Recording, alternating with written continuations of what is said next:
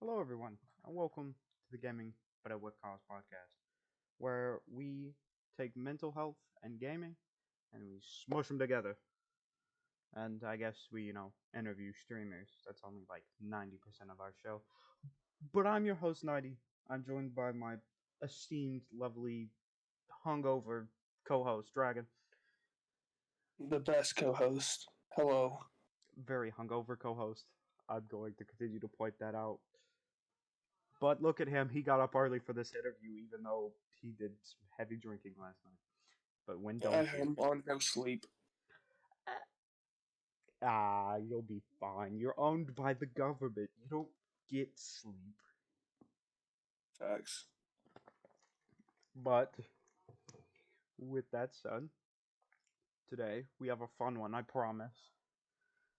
But before we get in our interview, let us talk about what is going on in our great realm of gaming. First off, we have our Modern Warfare 2 open beta coming out for all platforms September 24th to the 26th. Now, I will say James wants me to play it. Oh, it looks so good. Come on, play it. You know you want to. I don't know. Ever since we got hit with Cold War and then Vanguard, I'm a little sketched out by COD right now. I don't know whether or not I want to buy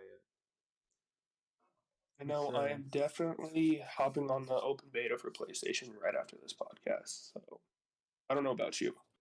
I think I might. You know what? I'll probably wait till James gets home to play it with him, just so we can both get our unfiltered reactions. It's not like I'm doing it for anybody. I just kind of, might as well play with James. But That's fair. we do have some big news. Well, big news if you enjoy the Assassin's Creed saga is that they dropped uh, two different release trailers. We've got Codename Hex, and we also have Codename Red. Now, Codename Red, as I understand it, is going to be in feudal Japan. And apparently, this is something real big that everybody's been asking for. Now, as much as I love Assassin's Creed, I've played a whole lot of them. I don't keep up to date with the news, to be 100% honest. I really don't see a reason to, but, you know, that it's something. People have been waiting for a decent game, and hopefully, feudal Japan will bring it to them. Yeah, the community definitely wants a old, authentic Assassin's Creed game. They think they've kind of gotten away from their roots, so they're hoping with this one that they do change that. I was also seeing that they're trying to release an open world Assassin's Creed game for mobile phones, which should be interesting. Open world and on my phone, this is gonna go one of two ways. It's gonna be really, really good and be a smash hit, or it's gonna be really, really bad. It's a Now you have toss up. Apex Legends on your phone. Um, COD Activision announced they're going to try and put Warzone Mobile as well, so that's something How else that's going to be coming in out. the. No, I'm not even gonna ask how that works. I don't want to know, to be honest. I really do not want to know how that works. How in the world are you gonna put Warzone, which my PS4 could barely run, on a tiny little phone? I don't know. They'll figure it out. I got faith. Definitely going to kill the fuck out of my battery though. Oh yeah, no battery for you.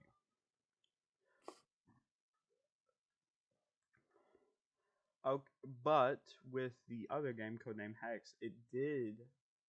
There wasn't really anything about the setting or the main character or anything, but a little logo made of twigs and twine hanging from a tree branch, which, communities thinking this looks like a witchcraft talisman. So, you know, maybe we're gonna be around the 1600s, the 30-year war. You know, that's where our guesses are going right now. We're not 100% sure. I mean, they didn't give us very much to work with. Let's be honest here. They were like, here, have these, 2, 3 trailers, but we're gonna tell you as little as possible. Do you know if they have release dates for either of these or just announced? I know they were announced in the Ubisoft Forward 2022, which means it could be a year, maybe even two before, these actually drop. Right now, I'm pretty sure they both don't have any release dates, but I mean, in time, we will be developed. We'll see more and more of the games and see how it's going.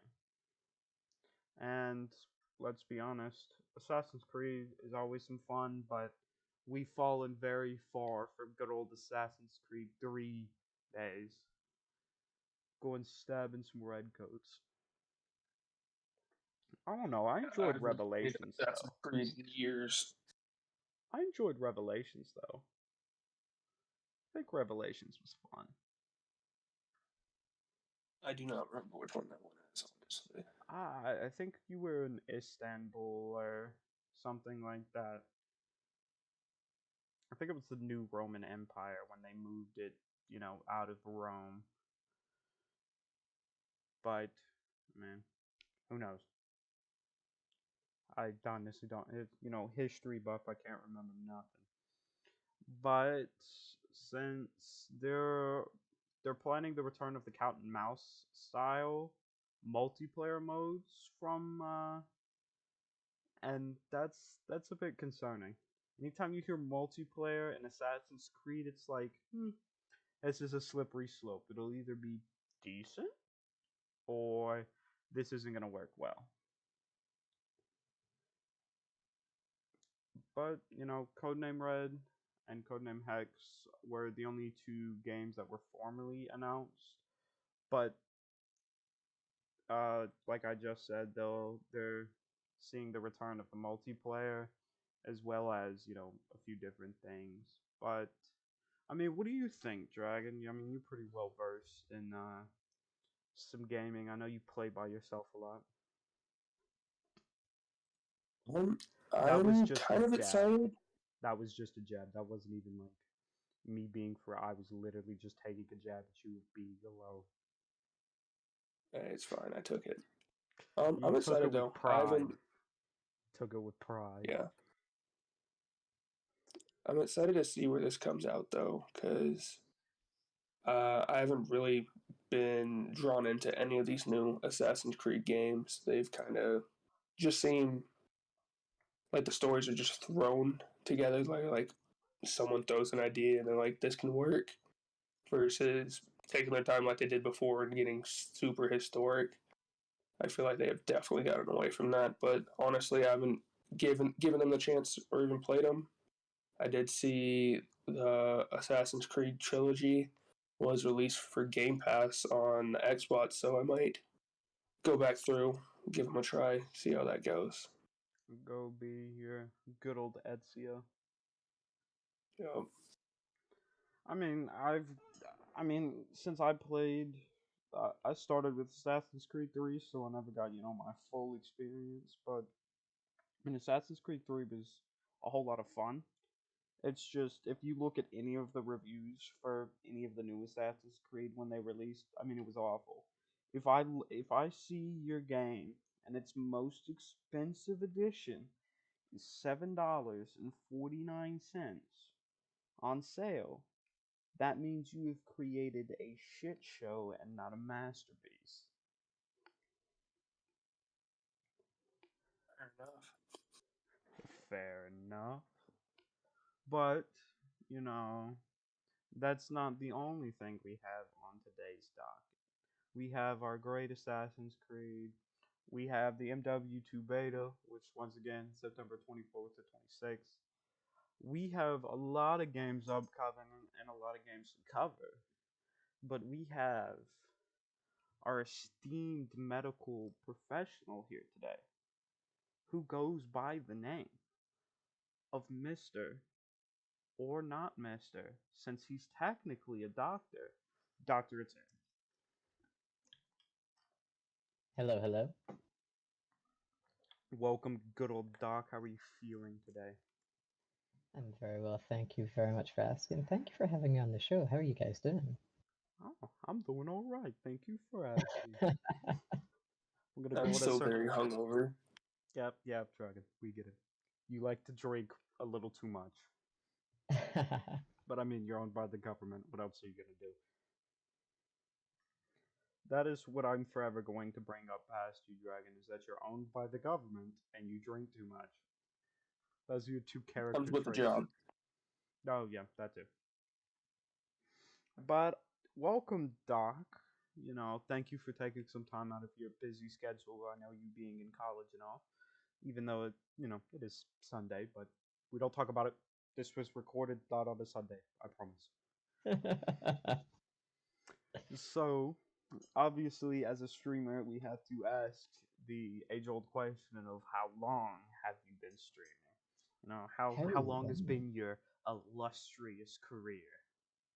I believe I'm on 10 months now, I want to say. We're closing in on a year. It certainly is something. When I first started, I did not expect to be going this long. I expected maybe a few weeks, get bored of it, and yet here we are, 10 months Yeah, later. it seems like how it happens sometimes. You're just like, yeah, I'll do a few of these, just for fun, see if anybody likes it. And then it slowly turns into something that you feel like you could most likely do long term. But, what made you want to come into streaming? What made you want to stream that fateful day? Well, I'll be honest. So I remember my first stream actually. It was a Minecraft stream, and I was playing on one of my friend's public servers, and it was I was thinking to myself, you know what? I'm playing this anyway. I might as well go live, see what the crack is, see if I'll get any views, anything like that. So I had my purple comfy on. I had my crappy laptop webcam. I downloaded OBS, quickly threw on the webcam, loaded up the game, and I just started streaming, continued playing as normal, and people started watching. And so yeah, I just kept going. I moved on from Minecraft to Legend of Zelda. I did Legend of Zelda for a hot minute, completed the game on that. And then I moved over to DBD because someone recommended it. They recommended I play it once or twice. I didn't think I'd get into it, and now look at me. I'm just straight up a DBD streamer. Yes, you are definitely a DVD branded streamer. Everybody knows So, you. Well, I'm not gonna say everybody. A lot of people know you for your DVD and being the killer of all killers. Well, obviously it worked well for you. You came back and you continued to stream, but after that first one, what made you like, yeah, I wanna do it again. I wanna do it a third time. I wanna do it a fourth. And what kind of led into you like, yep, I'm gonna keep doing this because I know for well, the everyone first, it's different. well, for the first couple of times, it was simply a case of like, let's see what happens. Let's see if people want to watch me. Let's see if we can get some conversations on the go. Because I'm playing anyway. I'm playing anyway. Might as well make it a bit more interesting. Go live, see if I can make some friends. And I'd barely been into Twitch before then in the first place. So after those first couple of streams, I started watching other streamers. I saw that they had channel emotes, and I wanted them on my channel. So I thought, how am I going to do that? How am I going to get channel emotes? And then I found out how to be affiliate. Affiliate, you have to have 50 followers. I had maybe what, 4 at the time, and I thought, I want channel emotes. I want channel emotes. So I decided, right, you know what? Even if this doesn't work out for me, I want to at least be able to stream one time with channel emotes so that people can drop some funny memes in the chat, funny pictures, and so that's what I worked on. It took a couple of weeks, but I hit affiliate. And then once I was at affiliate, I was like, oh wait, look at this. People are actually subscribing. You know, I might as well stick around for them then. And then more people started subscribing, more people started following. I started getting people coming through from recommended. One thing led to another, and yeah, I can't imagine not streaming anymore. So since you've gotten yourself to this streaming place, and you're obviously still you have your exponential growth. It doesn't look like it's stopping anytime soon. So what's an aspiration you have? So what's something you want to do with it? Honestly, I just want to entertain people. Like, if I could be if I could like have channel modes, and if I could have all the little perks that come with being affiliate without being affiliate, I'd be happy to do that. So I know that there's some people that do this for money. There's some people that do this for whatever reason. I just like building a community. I like having fun with people. I like making friends, chatting to people, all that good stuff. So in terms of aspirations, honestly, just building my community so I can make more friends and have more people brought together under this one Dr. Ter banner. Yeah, the good old doc. Welcome to the doctor's office. Exactly. Whether you need it or not, you're going to the doctor's office. Mm-hmm. So, I mean, do you plan to expand your brand? Do you plan to, expand your stream and everything like that? Or do you think you're just going to keep on trucking how you are right now and just keep building that community? Well, I do have some plans in the work involving YouTube, but that's on the Mm, hush hush for now. that's on the hush But hush. yeah, all I'm gonna say is some moist things are coming. Some very moist things are coming. Well, you guys heard it here first. Dr. Ter's got some very special business in the works. Exactly, we'll be taking over YouTube. At that, So I do have a couple questions of my own because I kind of came into this pretty blind. I Sure. feel like I detect accent. Where are you from? I'm from Scotland. That's why it's so early in the morning here. That makes sense. Yeah, it's time 3:15 in the afternoon. time zones are not nice to us. That's for sure. Mm-mm. But So, we're yeah, getting Um, it done nonetheless. exactly, and I appreciate he's working around the fact that there's what, a 7-hour time difference or something. Something like that. There's a few hours. A few. You Well, did also say that you're trying to, build a community. So, with that being said, what do they mean to you? Like, how much does your community mean to you, and what do you plan on doing with them? Oh, my community is everything to me. I want to build a safe space where people can feel like they, for lack of a better phrase, belong. I know that sounds really cliche, but that's the best way to put it. A place where they sort of feel like they belong, where, if they're having an awful day or if they feel like they're feeling particularly isolated, that they can come to and know that there's people there that care about them and, want to spend time with them, and a place where they can actively reach out to other people if they need help, or indeed if they see someone that needs help, they can reach out to them and just enjoy themselves. so like a place to be safe and unjudged, you would say. Exactly. I mean, we've got people from all walks in the community. We've got people from all different sectors of the LGBT community. We've got all different ages. I mean, we've got people as young as 16. We've got people as old as like late 50s. So, you know, we've got literally everybody, and absolutely everybody's welcome. And that's what one might call a welcoming community. Exactly. Good old doctor's office. Nothing goes wrong in the doctor's office. He only prescribes happiness. Happiness You and could say support. that. So, That's the goal. what made you become the doc? Why did you choose I am going to be the doctor? Okay, so this isn't actually my first Twitch account. My first ever Twitch account was was Dr. Futanari. Now, Ooh, it, I can I'm see how assuming you know that what might Futanari is. cause. That might cause some. Mm-hmm. Hmm. So see. my first account was Dr. Futanari, and when I started getting involved in different Twitch channels and stuff, I would go into people's chats, follow them, etc. They'd try and pronounce my name, they'd get it wrong, and then they'd ask. A lot of them would ask where my name came from, surprisingly. So I would tell them that Dr. Futanari was a Japanese geneticist from World War II who had some really out there deformities that made him just look absolutely wild. And a lot of them would look them up right there and then on Twitch. They would look up Funari on Twitch. And for some reason, unbeknownst to me, I cannot possibly fathom why that account got banned. permanently. So, so I Could made not this fathom. exactly. So I made this second account, Doctor Ater. The Doctor is an homage to basically me being just a meme lord in a past life. And you know what? I've decided to make something of it so that it's not just a meme, but it is me. So there's a little bit of Futanari in all of us. Well, I guess that leads into the second question of where did the tear come from? A tear is Scots Gaelic. Now, when Futanari was banned, I pretty much I would make the joke that oh, somebody at Twitch outed themselves because they know what Futanari is, and they decided to take the executive decision based on their knowledge to ban me.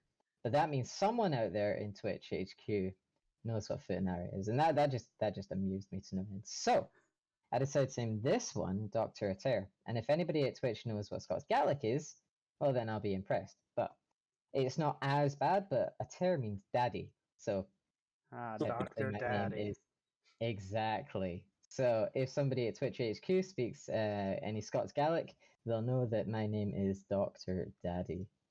So it's basically just a poking fun at Twitch HQ for that one. Well, everybody, a lot of people know you as the killer man who gets one win on every killer, and he does it oddly way too much. And think you're a little good at what you do. So, what made you play killer over, a more chat friendly playing Survivor? Well, there was a couple of reasons. First off, I couldn't always guarantee that I'd be able to play with other people if I was going to play Survivor. And I absolutely abhor playing solo queue. It is just painful. It's a painful experience. For some reason, whenever I would play solo queue, I would just get partnered with just the worst people. And that's not entertaining. That's not entertaining for me. It's not entertaining for you guys. So I don't want to do it. That And is, so that is felt. That is Mhm. felt. As a solo queue player myself, I It's- feel it. I know so Grape does too. exactly. So there was a couple of times where I was playing Survivor and I had to play solo queue and I was just fed up with it. So I decided to start playing Killer, see what the crack was on that. And because at least then, if the game goes badly, it's either because you yourself have messed up or the other team are just too good. And that's completely fair. It is what it is. You're going up against people who are just better than you. That's fine, whatever. Yes, I do mauled a lot in my streams, but you know what? I'm angry at myself. I'm not angry at them.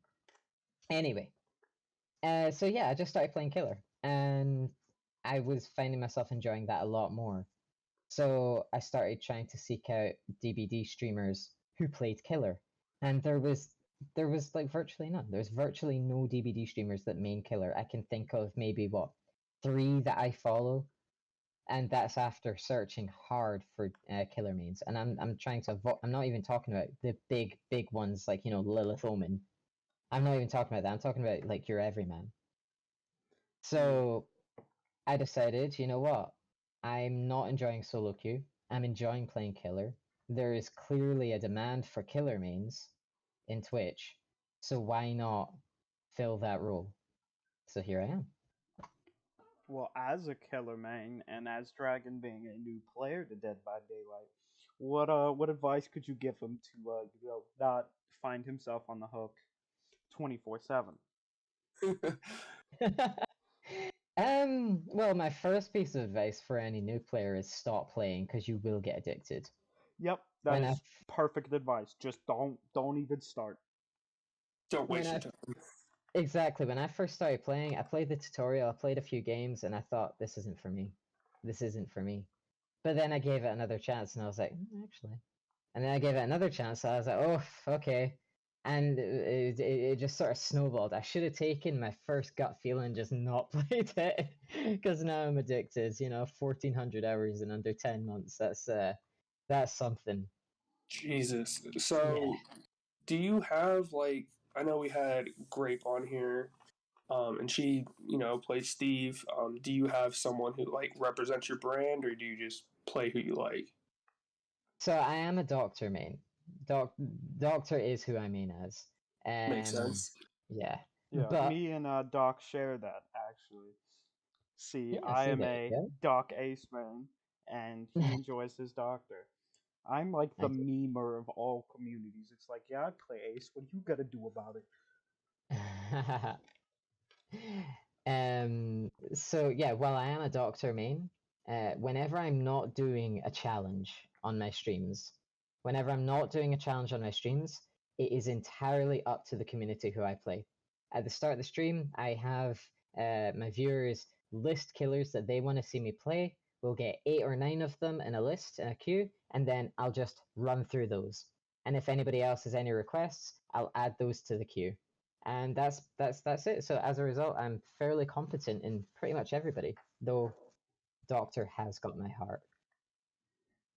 Yes, Doctor definitely has my heart as well. I've played Doc for as long as I can remember. I started playing this game a few days before its second anniversary. I've been playing a lot of this game, and I love it as much as it has brought me immense pain and sadness.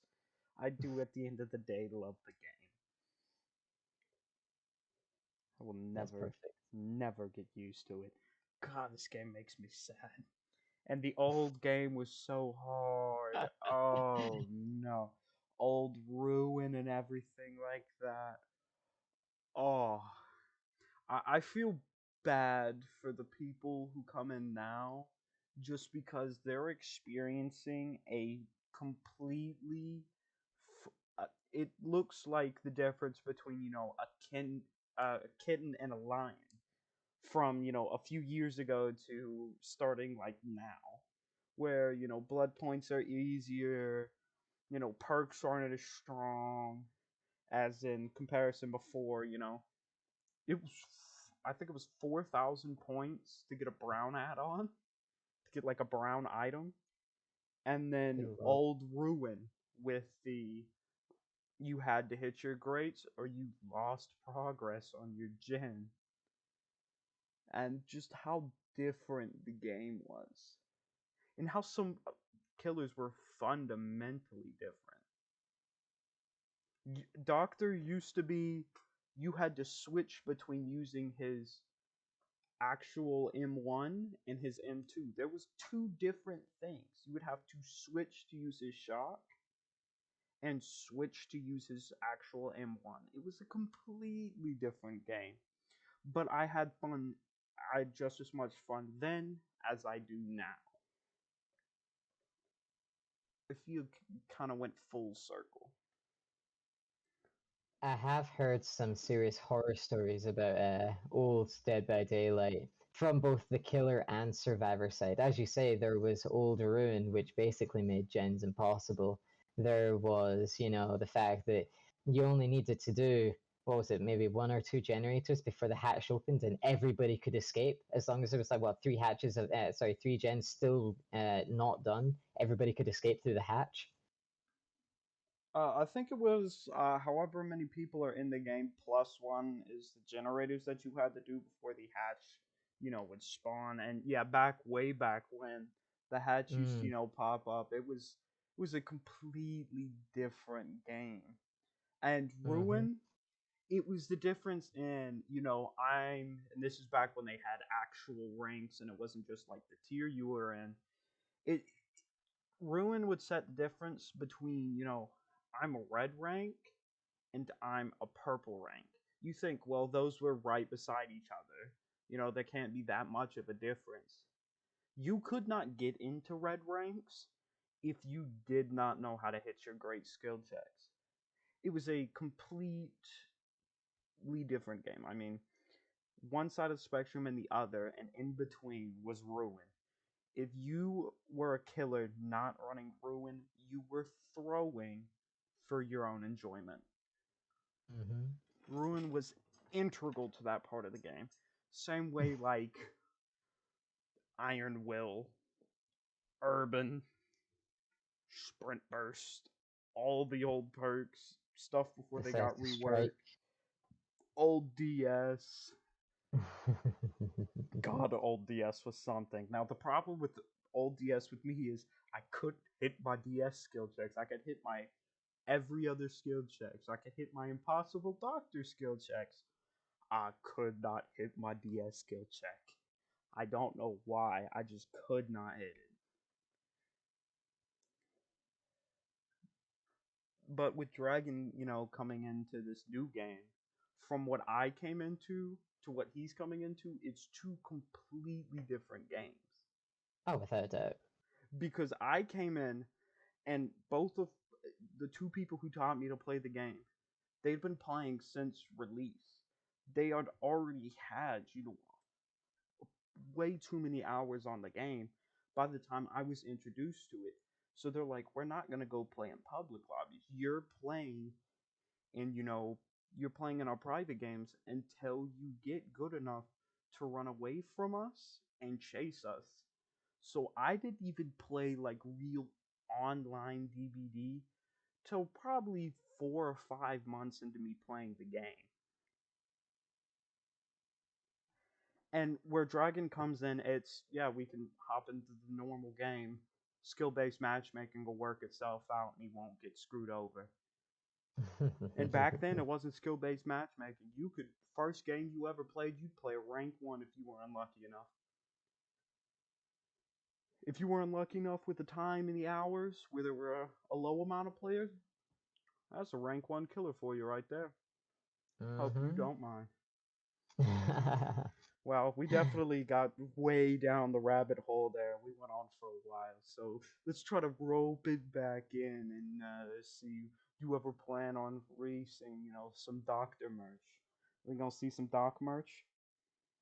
I actually do have some things in the works when it comes to that. I was planning on, and actually, I'll just say it now. I was planning on having some Doc merch available at the end of the month, so that's something to keep an eye out for. Oh, you hear that? Mm-hmm. Guys, got that inside scoop over here. Yeah, you're the first to know. Well, And very excited about this. I can't wait to see it. I might have to own a piece myself. Are you gonna leak the photos to us or just tell No. us? No. We don't get that Yeah. much insider knowledge. We get a little bit, We had to not that try. much. Yeah, we had to try for the content. Exactly. Well, I've been in more than enough of your streams. I pop in, I say hi, I'll watch you play Killer and stuff. But I have noticed that you often play, a lot of music in your streams while you play. Mhm. Now, it may not be, the most forefronted thing, but there is music there. And Twitch is very, very picky nowadays about what music it puts in, and like muted audio and everything like that. So I wanted to, I wondered how you dealt with that. So, I'm gonna let you in on a little bit of a secret when it comes to Twitch. When you are live, Twitch doesn't care what music you're playing. When you finish your stream, once you wrap up, part of your VOD gets muted. That's literally it. They say that they're really picky about it, but especially when you're a smaller streamer, it might be different when you're bigger, like fucking, I don't know, Pokimane. Maybe it's different when you're up with the Pokemanes or the Amaranths or whoever. But when you're a smaller streamer and you're playing music, all they'll do after the stream is mute part of your VOD. And even then, it's not the entire VOD that's muted. It's just little bits and pieces. So let's take a stream last night. I can go onto my VOD section just now, and I can see there's one part. The opening 5 minutes of my stream is muted. And funnily enough, that's this part of the stream where I'm doing starting soon anyway, so it doesn't even matter.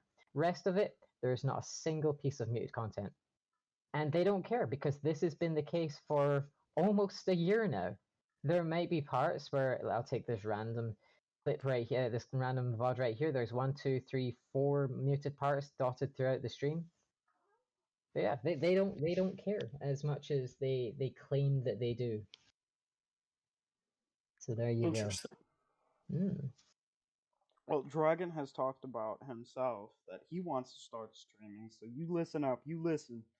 Make sure you get all this insider knowledge from two people who stream. Now, of course, Doc and Grape are also a whole lot bigger than me, but I've been around the block a few times. I've been Hmm. streaming for the better part of 2, 3 years. Okay. I got affiliated after a year and a half. I mean, I've been on Twitch a long, long time. I was on Twitch when I was like 14 or 13 or something like that, streaming. Because of course, what kids dream isn't I want to play games and live in a mansion with all my friends and we'll have a YouTube channel and a Twitch channel and everything like that. Whose dreams isn't that? Well, I guess people with proactive dreams who never played games. But that wasn't me, so it doesn't matter.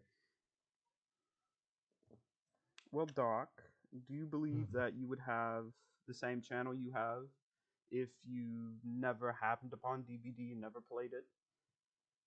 Honestly, no. I don't think I would. I think I would have probably have kept going. I would definitely have tried to build a community, but I don't think it would reach nearly the levels that it has if it weren't for Dead by Daylight. And honestly, that's it's kind of mind blowing to think about. Well, obviously Dead by Daylight's doing well, and you are still on that exponential growth. So is, Mhm. partner this big goal for you, or is it just like it happens, it happens? To me, it happens. It happens. I've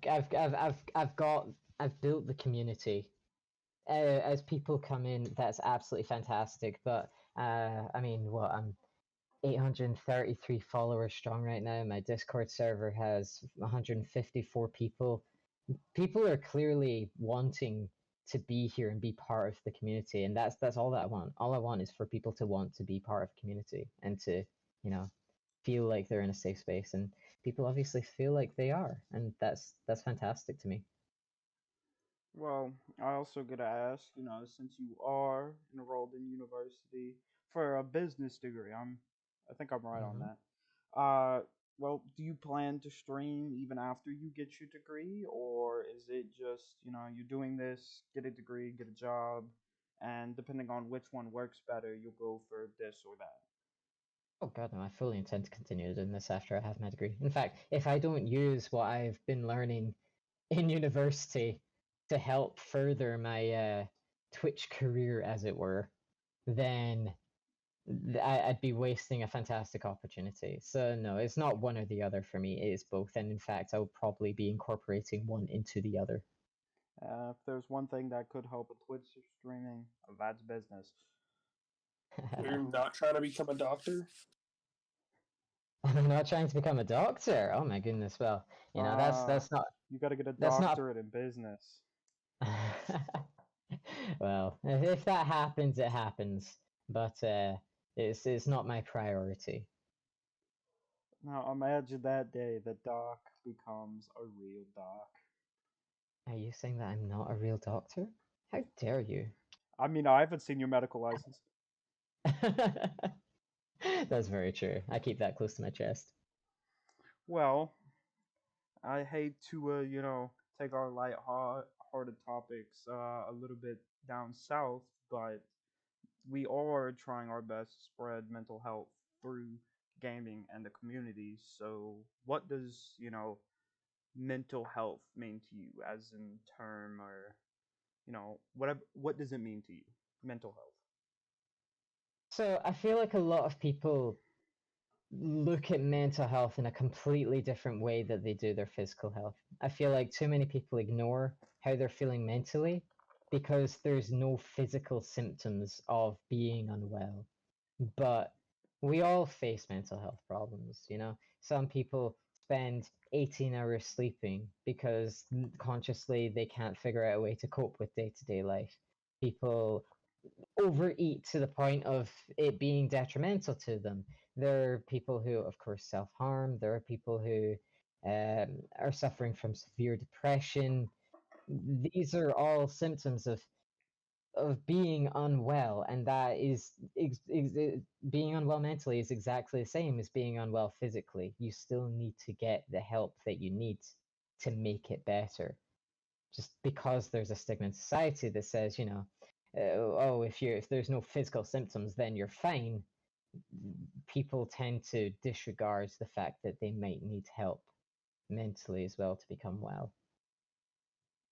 And I completely agree with that. And a lot of people, myself included, saw, oh yeah, well, it's nothing. I'll just put on a face and keep going.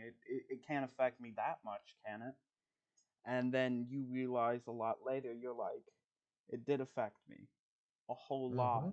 And it's completely changed who I am now because I left it unchecked. And now I Yep. have all of this work that I have to backpedal and work twice as hard to help and to, I wouldn't say fix, but to address. Exactly.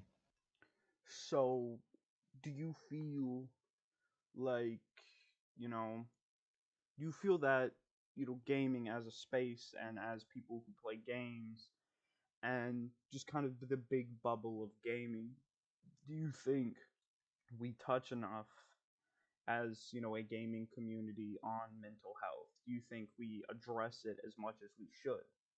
Because a lot of us use games as an escape into, a different reality and a different person to escape from what's going on in our real lives. We, put it into games and we play games, whether it's, farming up in So, Farmville or, hitting 360 no scopes in Call of Duty. so I'm in two minds about this. On one hand, yes, gaming is beneficial because it's a form of escapism. It lets you put your struggles of the real world on hold and lets you escape into a world where you can be whatever you want to be. And I know, again, another cliche. I'm just full of them today. It's absolutely fantastic. But it lets you escape into a world where you can be whatever you want to be, where the real world problems don't apply to you because, you're some superhero or you are some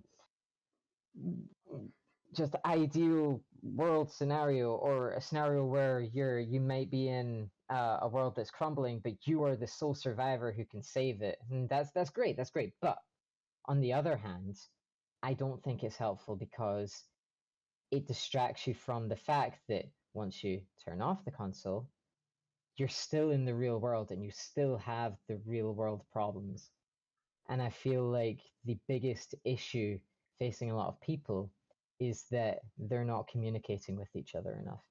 And while video games can be an outlet or give people an opportunity to reach out to other people, which is one of the whole reasons why I have the community that I have, because I want people to feel safe reaching out to other people.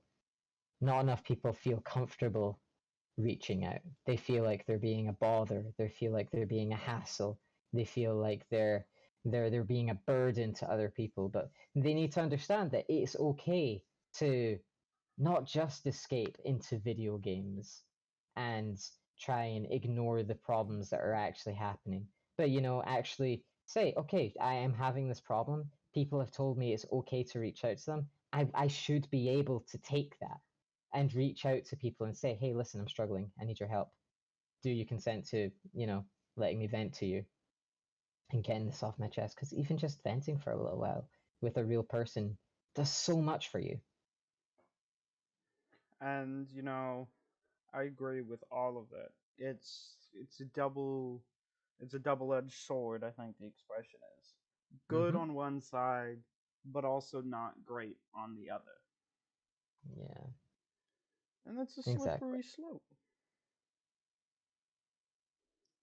And I feel obviously, it's always very, very, what's the word? Trying to use my brain here. Sometimes it does not work though. Dragon, you know my word. I don't know. You probably don't. What do you have to add, my esteemed hungover co-host?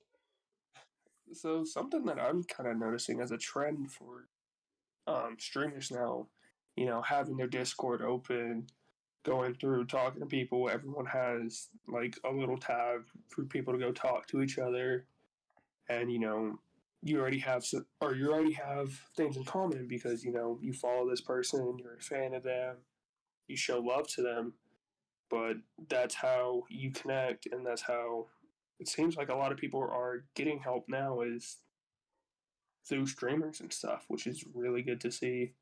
people actually caring about the community. Like I can tell Doc really cares about his community, and it's great to see like this progression instead of these big streamers who you can't even talk to them without having money in your pocket. Yeah, without like paying forward something so you get noticed, or because I mean, I get that it's kind of hard to interact when you have 13,000 people watching you to catch every little thing.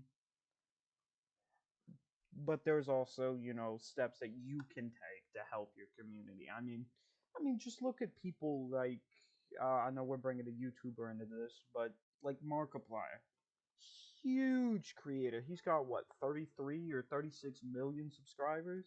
I mean, huge YouTuber, but he still does charity streams all the time, even though he definitely rakes in cash for a living. I mean, his kids probably wouldn't have to worry about money with the amount that he definitely pulls in, but he still gives to charity all the time and addresses it in his community. He doesn't, take his paycheck and keep his mouth shut like some people do. But I mean, sometimes that's the way the world works, and it's sad, but every little small person can make an impact on someone's life. Shit, Doc, I know you have on. Great, because I mean, I don't know if you listened to her podcast episode, but she spoke very highly of you and being a friend and everything like that. Even though you have your jokes in Twitch, which we have all seen broadcasted many times, she regards you very, very highly as a friend and as a person.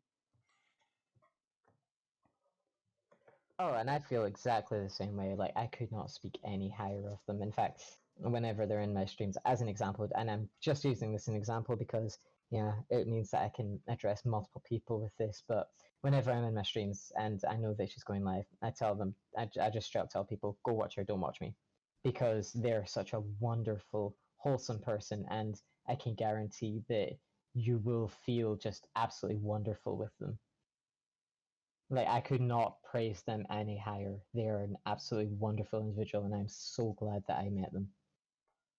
I mean, shit, I'm glad I met him, and I mean, we're nowhere near as close as you are, but I'm glad I met her. She's great, she's kind, and you know, isn't I would I'm not gonna try to find the word for that.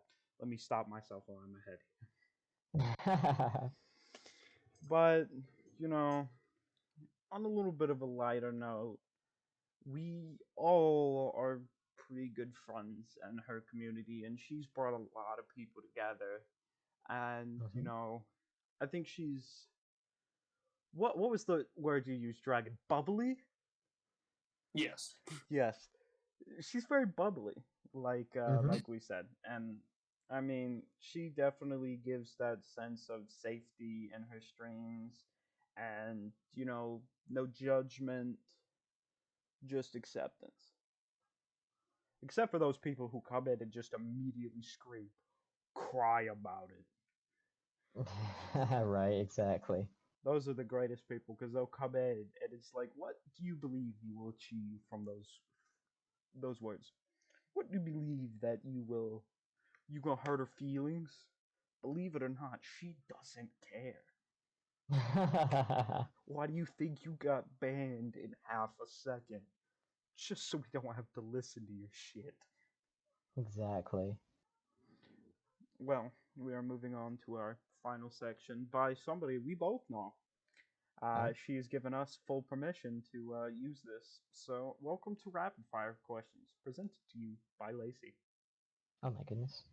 Yeah, she got her own whole section because she submitted a bunch of questions for the other interview, and I was like, wait, why would I put this into the interview? I can make this up my own section. So I asked her, and she said she was fine with it. So, rapid fire questions. I'm pretty sure it's pretty self explanatory. Rapid fire questions. I still think we need to get Lacey in the podcast. I think we should. Even if it's like, I think we should do her on an episode. I agree. Lacey's amazing.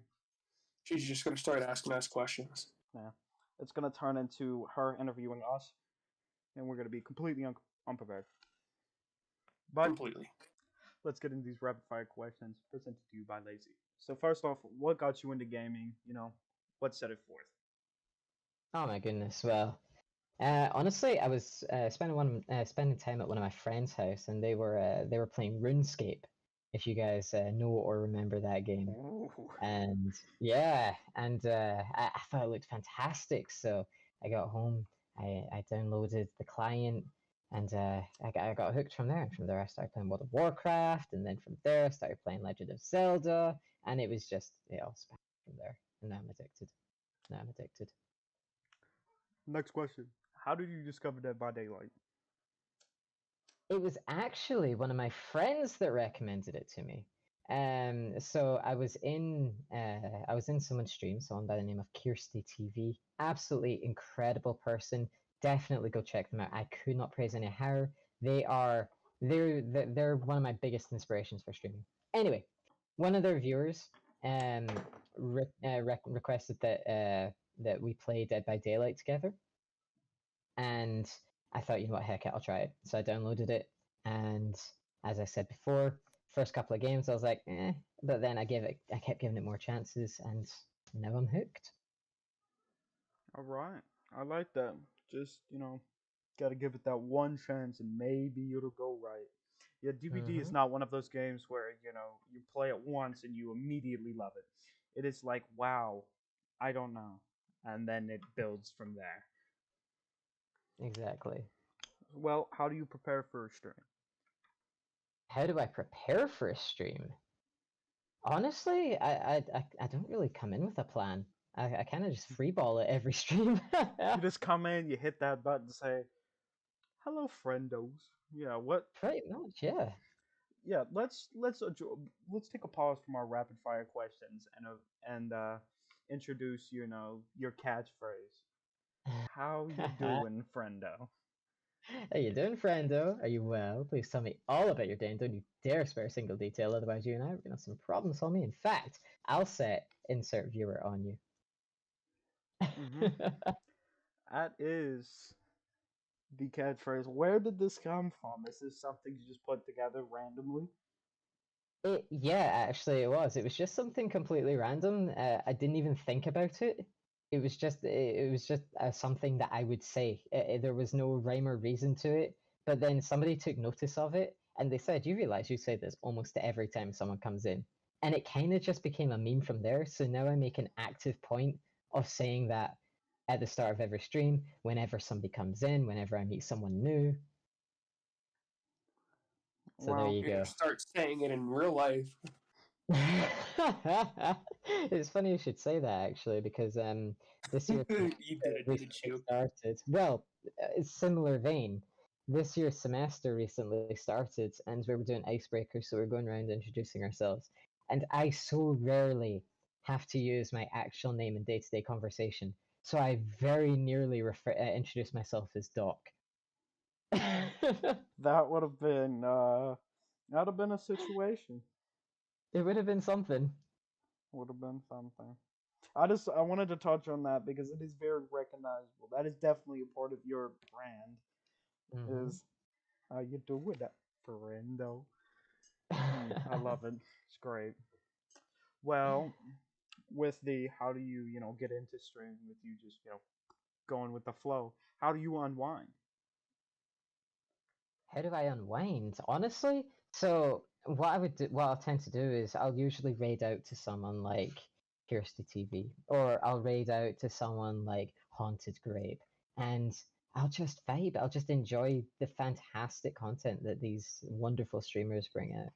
And then if neither of these people are live, I'll find someone. I'll find either a really small streamer and give them utter shock, or I'll find someone who just looks interesting. I'll jump into their stream. I'll say, pss, pss, and if they pss, pss back, then I will.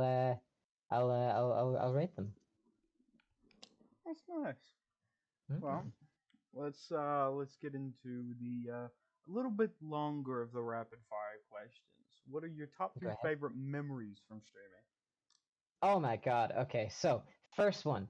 I believe it was near New Year, and I had a cat called Oliver, and he had the zoomies. He had heckin' zoomies, and he decided to try and jump on top of my green screen and knocked it down on top of me. Nice.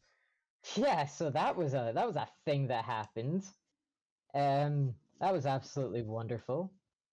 My second favorite memory was honestly, it was probably my first ever stream when I realized that people were actually interested in, spending time with me and talking to me and vibing with me. That just felt absolutely incredible. One of And those like first, first time somebody says something in chat, and you're just like, it's happening, it's happening. exactly, because like you watch all of the videos when you're preparing, like when once you start and you're like you're thinking, you know what, I'm gonna get into this. So you start watching videos on YouTube of how to get better at streaming, blah blah blah. And the biggest thing is them saying, oh, you need to learn to stream to an audience of 0. So just keep talking because if you keep talking, somebody's gonna come in and see you talking. It's a lot better than being silent. But when you first get that first person come in and they actually stick around and they stay, that's an incredible experience. That's an incredible experience. It really is. Hmm. It's And as definitely kind of like career changing. You're just like, exactly. it is now time. I'm in a completely different mindset. Hmm. And I'd say my third favorite memory was actually New Year. It was New Year. I was streaming, midnight hit, and there was a bunch of us all together in chat, and we all celebrated making it through the year together. And it was just such a wonderful memory, and it sticks out in my brain every time I think about streaming. That is some pretty great memories. I like them all. We got the Zoomy cats. Well, obviously, top three favorite streamers. What do we got? Who do we who we watching? So, as I say, there's Kirsty TV, number one favorite streamer. Absolutely, inspiration for streaming. Cannot recommend them highly enough. They're absolutely incredible. There's obviously Haunted Grape. You've all spoken to her. You've all spent time in her communities. If you know my community, you know her community. She's just an incredible person.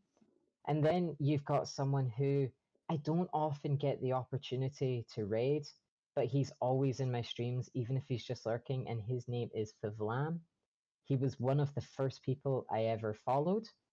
I've been in his community for as long as I've been on Twitch now, and he does content like Mario 64, Legend of Zelda, Pokemon. If it's Nintendo, he does it. He's just such a wonderful, wholesome person, and he's just amazing. His name's Favalan.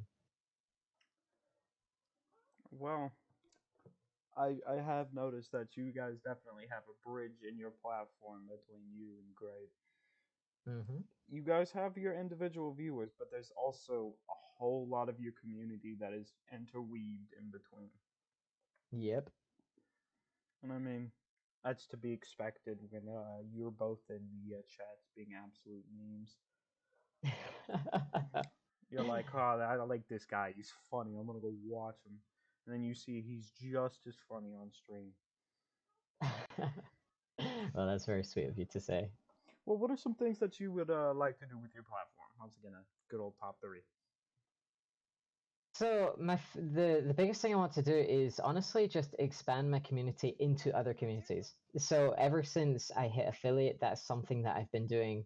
You know, I every time I raid out, I try to get involved in that community and I try to consistently raid into that person so that our communities intertwine, such as, myself and Haunted Grape, or myself and Kirsty TV, and again, to an extent, myself and Vavlan.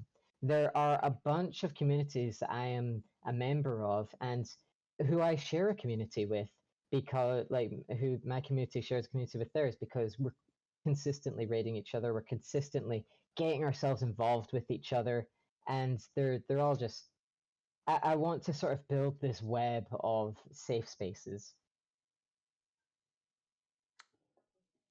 That's definitely understandable. I mean, that is probably one of the best things about having a community that is very open and accepting is that it feels like every single one of them is a safe space where you feel like you can talk about anything without being judged.